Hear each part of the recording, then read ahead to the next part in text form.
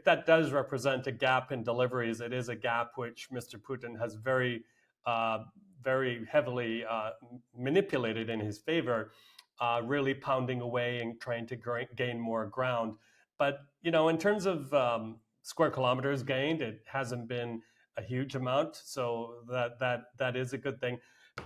Hello and welcome to Frontline for TimesRadio. I'm James Hansen, and today we're talking about the latest on the war in Ukraine, and I'm delighted to be joined by Michael Bociurkiw, a Ukraine-based global affairs analyst with more than 2 decades worth of experience in humanitarian work and international journalism. Michael is also a senior fellow at the Atlantic Council and has been a spokesperson for the Organisation for Security and Cooperation in Europe. He's also an author and a regular commentator for many international media outlets. Michael, welcome back to Frontline. Always good to be back with you. Thanks for having me. Well, let's start with the events of the weekend and that summit for peace in Ukraine.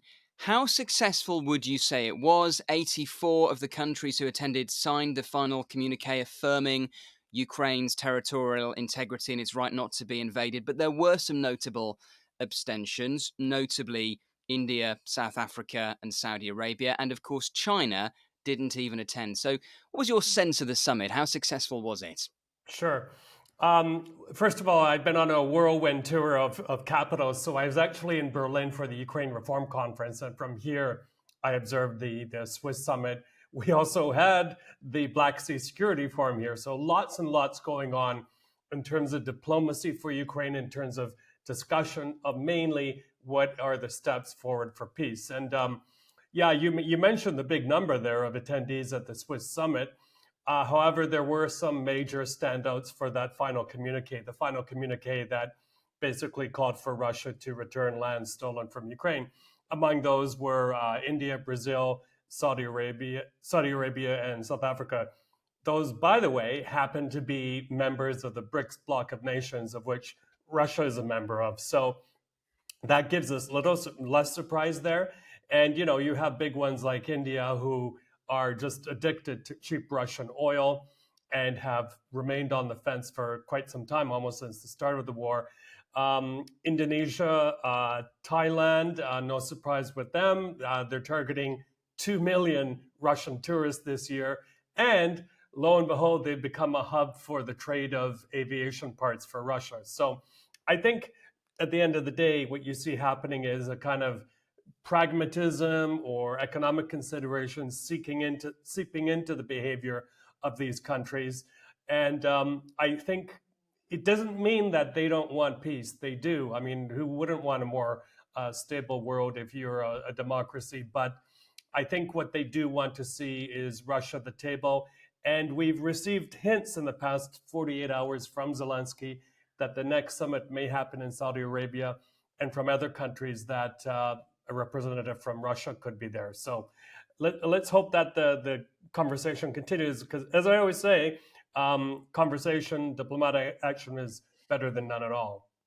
And the absence of the Chinese, how significant was that? Pretty significant. I probably said on TimesRadio before that if Xi Jinping really wanted this war to stop, he could pick up the phone right now and call Putin and it would stop, because Russia is just way, way too beholden to China right now for all sorts of things. But, it needs to be said as well that China is in the background propping up Russia's war machine, pretty sophisticated drone technology, chips, things like that. So, they don't exactly have their hands clean here. But I do like to think that it's in their best interest to have a more stable world, more stable economy, and see that this war ends. And one more point, a lot of people forget that before the war started, Mr. Zelensky referred to China as one of Ukraine's biggest economic partners. So they have interest too, minerals, energy, that sort of thing. What do you think it would take to get Beijing to the point where they would actually, when Xi Jinping would make that call to Vladimir Putin and say, look, now is the time to withdraw from Ukraine, now is the time to end this war? Because some might say, actually, a destabilized West, Europe at war, is actually in China's strategic interest. Oh, you're absolutely right. I mean, look at it, the shenanigans they're up to in the South China Sea, or what the Filipinos call the West Philippine Sea. But I'll tell you what the red line is going to be, and God forbid that we reach that point, and that is when Mr. Putin's forces either tinker with the Zaporizhia nuclear power plant, which they occupy, and there's a release of nuclear there, or if Putin uses tactical nuclear weapons or other nuclear weapons. That will be the red line, I believe, and China will demand an end to it because they've made that pretty clear. I know there's a lot of ifs in all of this. We also have to remember that at the Olympic Games in China, Putin was reportedly asked by Xi Jinping whether he's going to invade Ukraine, and he said no. He actually lied to him. So there's no givens here, but all of us, I'm sure, agree that Russia should not be allowed to cross a certain line, and that's when China will really put its foot down. Is Russia slowly becoming more isolated internationally? I mean, we talked about those countries that abstained and Yeah. the BRIC nations, China not attending. There is a lot of speculation that Vladimir Putin may actually visit Pyongyang this week and make his first Yep. visit to North Korea in more than 20 years. Obviously, that's an increasingly significant alliance. Is Putin building more alliances, or is he becoming more isolated globally? Yeah, and by the way, that North Korea visit, that'll be the first leader to come to Pyongyang since COVID. So it's a big thing on both sides. You know, I was recently in Thailand, and my head was just shaking all the time because I could not believe the amount of Russian tourists and Russian expats actually living there. And they're already so entrenched, they're already said to be controlling some key sectors of the economy in places like Phuket. But you go, for example, to Phuket Airport, and it looks like a regional Russian airport. Flights to Vladivostok, Moscow, and elsewhere. And I stood there for a while, and I counted two or three Boeing aircraft under Russian flags and an Airbus. So I thought that both manufactured had stopped supplying spare parts to Russia. Now, I know they're probably trading behind the door through countries like Gabon and UAE and Thailand, but it goes to show you how much they've been able to avert these sanctions, to work around them.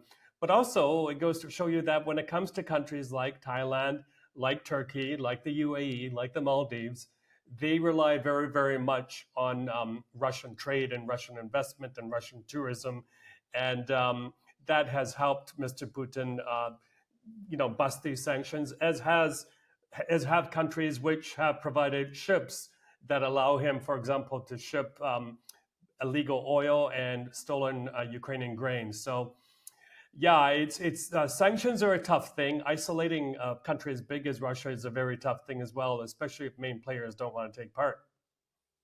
On the topic of sanctions, Michael, last week the G7 agreed to use frozen Russian Yeah. assets to raise $50 billion for Ukraine.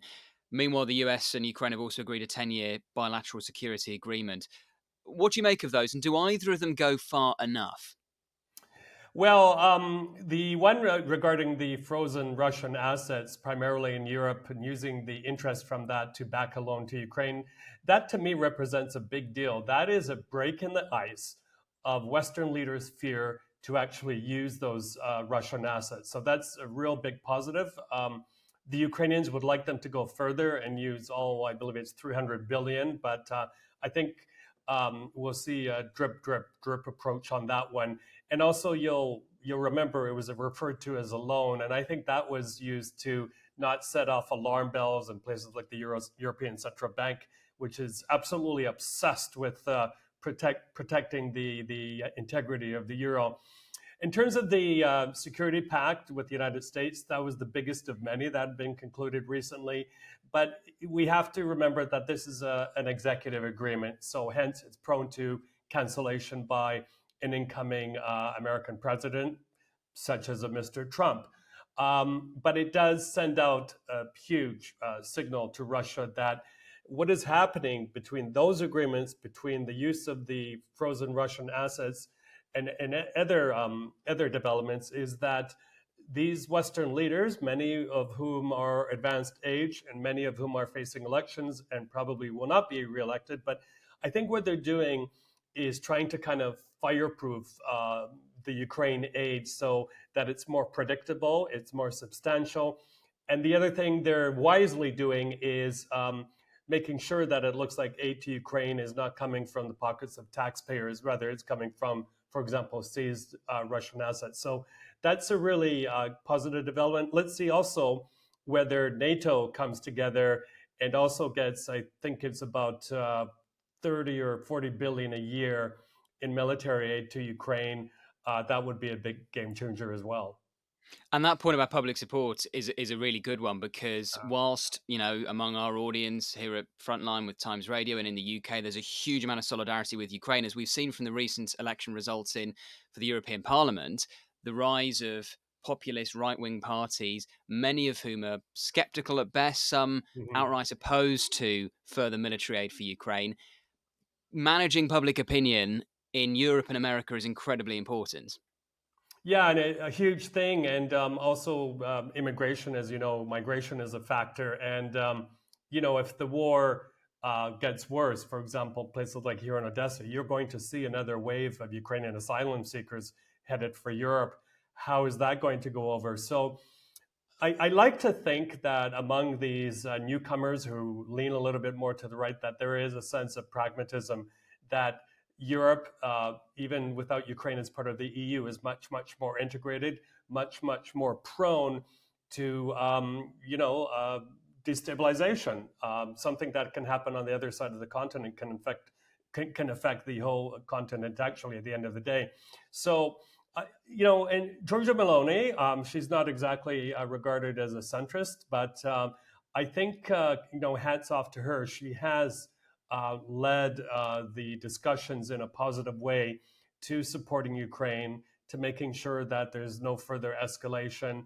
And I actually think after her performance, if you want to call that at the G7, that she's going to play a more leading role in Europe, and that's a plus, I think, for everybody. So, we're in pretty good hands. But again, if these leaders, who again many of them who are probably on their way out, can fireproof that aid to Ukraine, so it's not as prone to these unpredictable election cycles, that would be fantastic. The military aid clearly is incredibly important, but it was Yeah. interesting the Financial Times reported yesterday that Russia has now overtaken the US as Europe's main gas supplier. And so a cynic might say, for all the increasingly hawkish rhetoric, Europe essentially still hasn't come to terms with the fact that it needs to do more, and it maybe needs to take on some economic pain if it's going to stop Russia's illegal invasion. Yeah, well, look, I think things are moving in the right direction when it comes to lessening energy dependence on Russia, especially when it comes to oil. Germany, as far as I understand, is not dependent at all anymore, and on these pipelines, for example. And then also the process of building LNG terminals on Europe's west coast to bring in more gas from the US has not gone as fast as one would hope. So, um, and just day before yesterday, the Moldovan foreign minister was here in Odessa, spoke at the Black Sea Security Forum, and the story of Moldova and how it's transformed itself and totally changed its energy dependence, looking more westward, is a big, big thing. It can happen a lot quicker than anyone thought. And if anyone has any doubt on how this has affected Kremlin finances, well, have a look at some of the statistics, because they're having to shop now for clients for their oil in countries that can't afford to pay the full price at the pump, if we can put it that way. So their income has gone way down. And also, we have to remember that the Russians have been forced also to switch their economy to a very wartime economy just to keep the war machine going. So many factors there. The Russian economy is a lot more vulnerable than before the war, before the full-scale invasion. And then, look, here in Odessa, which feeds about 400 million people worldwide, I was just at the port yesterday for the first time since the war started, and that the throughput of grain and sunflower oil is almost at pre-war levels now. They're about to start container shipping again, and this has been done by a country virtually with no navy. So that's pretty darn impressive in term, and also destroying about 30 to 40% of the Russian Black Sea fleet in Crimea, pushing Russian ships back. That has shown that Ukraine takes its role seriously as one of the main providers of food to the world. It shows that, given the chance, they can inflict quite major damage on the Russians. So there are some pieces of good news here, too, that we're seeing happen. Is there more still, though, that we could be doing, Michael? I was speaking recently on Frontline to Owen Matthews, historian and Russia correspondent for The Spectator, and he was arguing that if the US really wanted to damage the Russian economy, they should be ramping up their own oil and gas production, trying to flood the market, depress the global price of oil, Yeah. and that would have a huge detrimental effect on the Putin regime.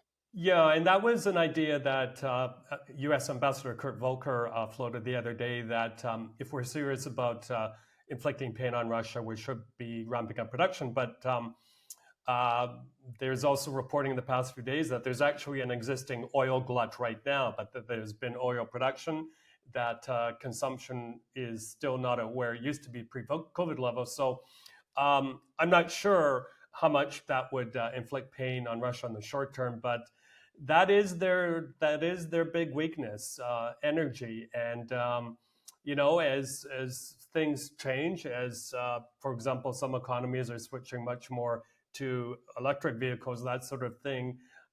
It's not only Russia, but it's many other oil producers that are going to feel a very, very different economic climate. Let's talk about the situation on the front line in Ukraine. Russia Yeah. has made advances in recent days in Ivovchansk and Donetsk city. President Zelensky, speaking at the summit over the weekend, acknowledging once again that Western military aid is still frustratingly slow to trickle through. What is your analysis, Michael, of what we're seeing on the ground at the moment?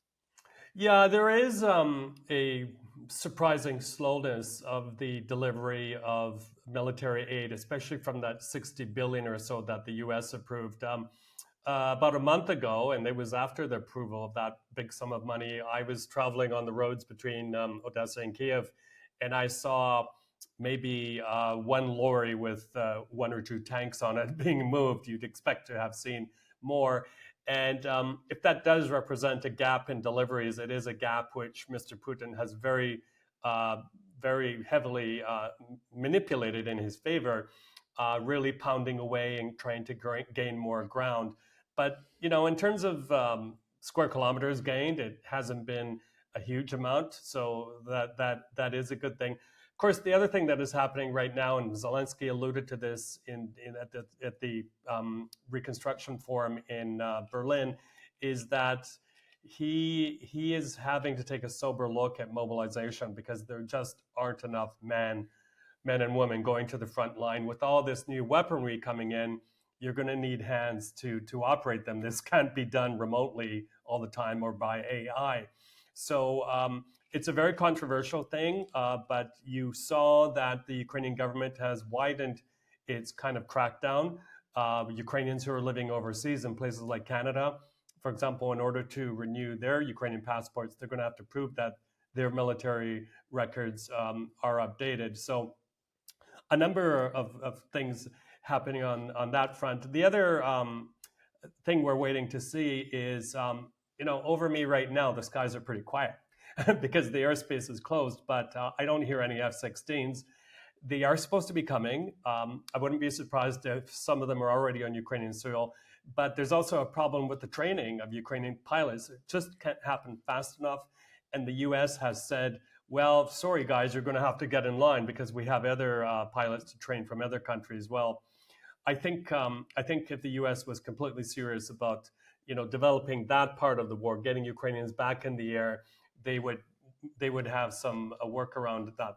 One more thing, positive for Ukraine, is President Biden did say that he's going to push Ukraine to the front of the line for delivery of those crucial Patriot missile systems, the exact same ones that bring down Russian rockets. That is really, really badly needed here in Odessa to protect the port I was talking about, to protect these sea channels that carry food to the world. So hopefully those will be here rather sooner than later. On mobilization, earlier this year, Zelensky lowered the age of conscription from 27 to 25. A lot of people ask the question, why is it still as high as 25? Why isn't it 21? Why isn't it 18? Mm. I mean, obviously, from your conversations with people on the ground in Ukraine, Michael, what are the sensitivities over that? Yeah, I mean it's a good question, and I see no lack of young, able-bodied men here or in the coffee shops of Lviv or in Kyiv. Also, when I travel overseas, London, Vancouver, places like that, heaps of young Ukrainian men who, theoretically could be on the front line. Um, I think the longer it takes to mobilize them or to motivate them, if we use that word, to get them to come back and fight, the tougher it'll be. Because there's not one family or individual here in Ukraine who hasn't been impacted, who hasn't lost a friend or relative. I'm about to embark on a small tour of Ukrainian villages. I'm told don't expect to see many men there, and a lot of them if reports are to be true, and I do hear this anecdotally, are avoiding conscription by just not going outside, not hitting the ski hills in the Carpathians, or not taking public transit, um, because they see the losses on the front line, and they're getting scared. I think any of us would, but I was asked this a few hours ago. I cannot tell the Ukrainians what to think or do, but we all should realize that this is an existential fight for Ukraine, all hands on deck. And we have seen that a lot of men from foreign countries have come here and paid the ultimate price. So, and this is a different war in the sense that a lot of technology is being used, these high-tech drones, but also high-tech maritime drones that have destroyed the Black Sea fleet. So it doesn't, when you get conscripted, it doesn't mean that you're automatically going to be given a gun and sent to the front line. There are other ways to fight this war, but you can't be sure of where exactly you're going to be deployed. So it's quite a scary thing for a lot of Ukrainians, but Ukraine just doesn't have the same population as Russia. Russia has that benefit, a big population of men. And the other thing the Ukrainians have done, by the way, is I believe they've also opened up the mobilization to prison inmates, not mass murderers, but those who have done lesser crimes. They've also widened it to government employees. Ukraine has an enormous public service sector, so that'll make a difference too. And as the country moves more to digitalization, it can probably afford to not have as many government workers and see them at the front line as well. Just finally, Michael, zooming out and looking at Yeah. the big picture of where we are in this conflict at the moment. Okay, Russia have had a good few months in terms of making small but significant advances on the front line, but equally we've seen some significant announcements in terms of military aid and diplomatic support from Ukraine's Western allies. From the conversations you were having last week at the events in Berlin and in Switzerland, where do you think we are in this war? Who is strategically in the stronger position at the moment? Yeah, it depends how you look at it, who's stronger. But, Russia, it has to be said, it has had some unexpected gains. It has, a few weeks ago, according to reporting, had an easy time crossing the Ukrainian border in the area around Kharkiv Oblast. And the Russians are playing a very, very dirty game. And what I mean by that, especially, are those long range, hypersonic, supersonic missiles that are so fast they hardly trigger the air raid siren alarms here, and they kill and they destroy in massive proportions. And this is something that is very, very scary to a lot of Ukrainians. But what a cold and awful and weak way to try and gain territory by destroying, cities with lots of civilians in them. Also, we could talk about it for a long time. The destruction to Ukrainian churches, museums, cultural properties, things like that. It's been on a massive scale.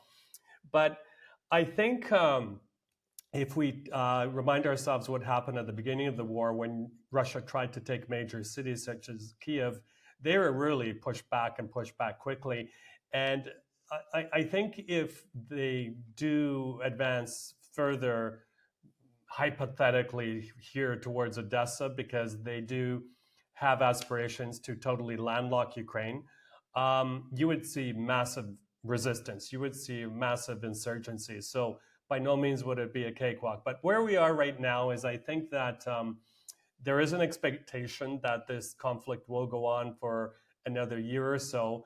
But I think if powers like Saudi Arabia, like China, could get the Russians and Ukrainians to the same table and could get Mr. Putin to put more realistic terms forward. He shouldn't even be dictating any terms, but that's the way he is.